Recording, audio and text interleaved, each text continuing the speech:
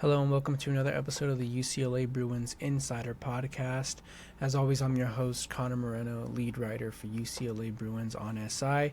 Today is Wednesday. By the time you're listening to this, it is Thursday, and the Bruins are just 2 days away from their Week 2 matchup against UNLV.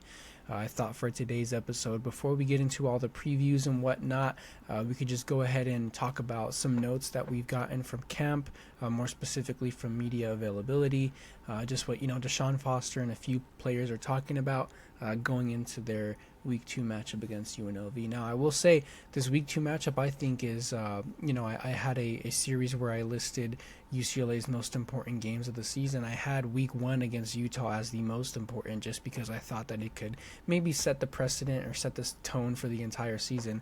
And, I mean, if that is correct, the way that they lost, you better hope that UCLA, that's not the tone that's being set for the entire season. So, what I wanted to say, and the reason I brought up the ranking list is because I do think that now UNLV is the most important game of the season. And in fact, I do think that the next 3 games are going to be the most important games of the season. Reason being, and I'll get to that right now, but in the original list, I had the UNLV game as I think 10th or 11th, one of those. I didn't have it as supremely important just because I really felt like UCLA was going to be able to handle business against them. Now it's, bumping up to that most important game of the season because after a completely brutal loss against Utah in Week 1, this next game against UNLV is going to be extremely important because not only, going into the game, our thoughts and our opinions on UCLA are kind of fractured a little bit. Now UNLV is 2-0, UCLA is 0-1, and we have kind of this, I wouldn't say we, but like the media has kind of this preconceived notion that UNLV is going into the game better than UCLA. The odds makers do have UCLA as 2-point favorites, but a lot of national pundits and a lot of media outlets are saying that UNLV is the better team. Going into the season, you would have definitely said that UCLA was better than the Rebels. But now, just the way things have transpired, this Week 1 loss, UNLV is definitely, UCLA is looking like, on paper, a worse team than UNLV. So the way I view it is that it is the most important because not only do you have to kickstart this 3-game stretch, which I'm going to talk about soon, but you have to go in and you have to prove a lot of people wrong.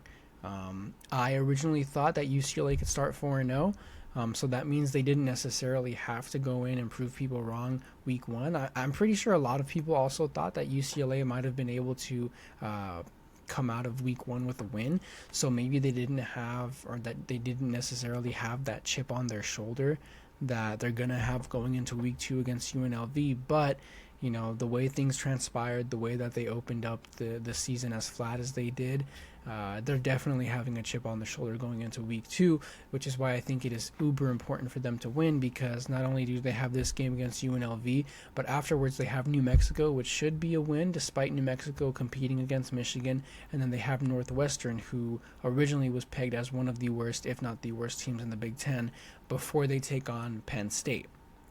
So, just to make that long story short, before Penn State in Week 6, UCLA has UNLV, New Mexico, and Northwestern.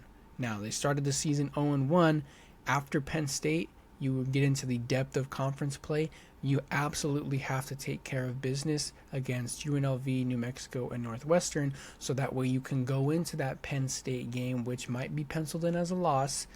Penciled in as a loss. You see what I did there? Anyways, which might be penciled in as a loss.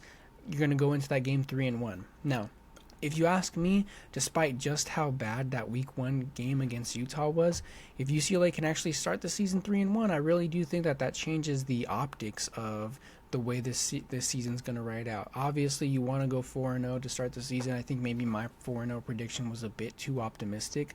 Maybe they would have lost one of those games here and there, maybe to Northwestern or to Utah, as we saw. But I do think that a 3-0 start, despite how bad Week 1 was, is really good optically, because now after Penn State, presumably you're going to be 3-2, and then you have matchups against 2 favorable opponents in Michigan State and Maryland after that. 2 wins right there puts you at 5-2.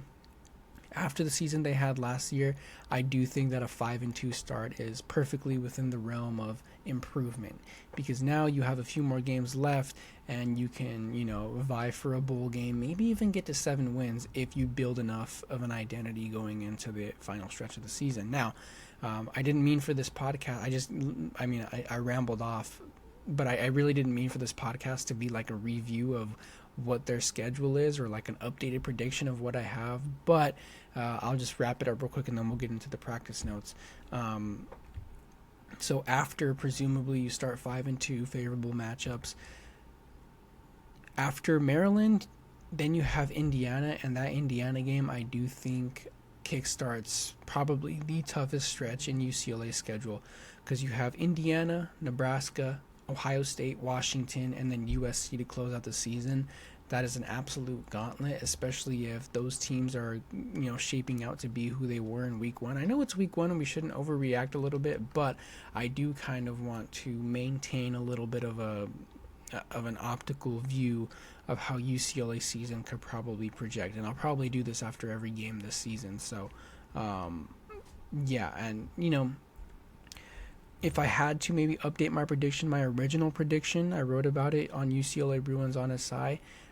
I did think that UCLA could go 8-4 this season, and that was hinging on them starting the season 4-0, and they came out extremely flat. I do have a little bit less of an optimistic view on them this season, but I do still think that they could finish at or over 500. I think 7 wins, especially considering the start that they had, 7 wins would be a tremendous turnaround on the season. But I am now thinking that 6 wins is probably more realistic.